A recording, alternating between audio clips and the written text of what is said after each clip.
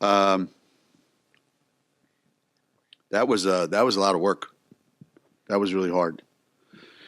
Um, even when it was easy, even when it looked really easy and for long stretches of the game in the first half or the third quarter. So even when it was easy, it was hard. There was nothing that we got that we didn't have to work for tonight. They made life really difficult for us at both ends of the floor.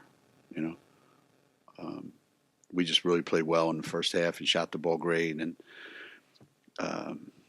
made it look like we normally make it look, but it didn't feel that way. And like I told our team, they weren't going away. They weren't going anywhere. And we were going to have to grind it out. That's what you have to do in the NCAA tournament. So a lot of credit goes to them and how they played. And she's got a bunch of tough kids over there. And we're going to have to be a lot better. But you got to just win and go play the next game. That's what these 3 weeks are all about. Okay, at this time, we're going to take questions for the student athletes first. And we're going to start down here. Pat Eaton-Rob from the Associated Press. For both of you, what did you learn about your team today, especially with that run they made and then holding them off at the end? Especially holding them off at the end, you said?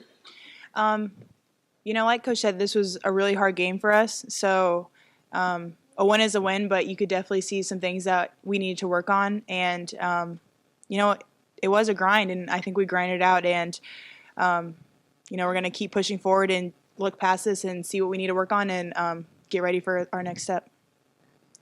Okay, down in front. Coach, Sierra Dilla goes down with that injury, hobbles off the court. UB continues making a run, cuts the deficit to single digits. You take a timeout. What are you thinking at that point in time, and what was your message to your players then? Well, it was the same as it was for most of the, game. That it didn't matter who they had out on the floor. I mean, when a team starts to get a little bit of confidence and they get on a little bit of a roll, kids start to feel empowered a little bit, and you have to answer every one of their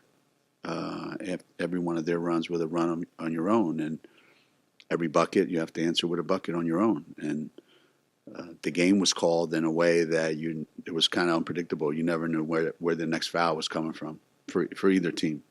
So it was hard for us to play in that kind of a game because we're usually a team that doesn't foul a lot, and I think Buffalo's used to playing in that kind of a game. So I think they were right at home, and they looked it. So the message was always the same the whole game. We need to work really hard to get good shots, and we did, and we didn't make them. Same shots we made the other night, same shots we make most of the year, we didn't make them. It's as simple as that. And, I mean, sometimes that's what happens. Questions for the student athletes? I have another one for Coach. What did you can ask him when it's his time. Student athletes only, please. Katie Lou, when Crystal went down, went out 4 fouls, and Crystal came in and had to run the point. Can you just talk about how you think she did, and what did you guys do when people were in foul trouble, and how do you think that's going to help you going forward? I think just for us knowing that we can step up when someone as important as Crystal has to go to the bench and we have to adjust. And like you said, we all have to kind of do a different role based off of that because she's the one that's kind of that solid position for us that kind of always runs us through everything. And so for us having to, step up and figure that out, like you said, it's going to be good for us in the future. You never know what happens with fouls and stuff like that. Hopefully we don't experience this again. But if something happens, we'll be ready to step up the next person. Next question's in the middle here. Yeah, Eric Galicchio, UCTV. Napheesa, it seemed like they were playing very physical down low. Was it good to kind of, after the American Conference, there wasn't as much physicality? Was it good to kind of get used to that, preparing yourself moving forward as you guys continue this run? I thought the conference was pretty physical. but they are very physical, and not only physical, they work really hard. So that is something good for us to go against. And obviously, it's not going to get any easier. So having this game and being able to see kind of how a new team plays, that's always good for us. So we can always learn something from that. And just kind of realizing that it's crunch time now, and you have to go to every ball, you have to meet every pass, you have to be strong around the basket. And I think this game just kind of reinforced that for us. Down here in front. Katie Lou, this was your first full game back after your injury. How do you feel, especially with how physical tonight was, and do you think that you'll be okay going forward?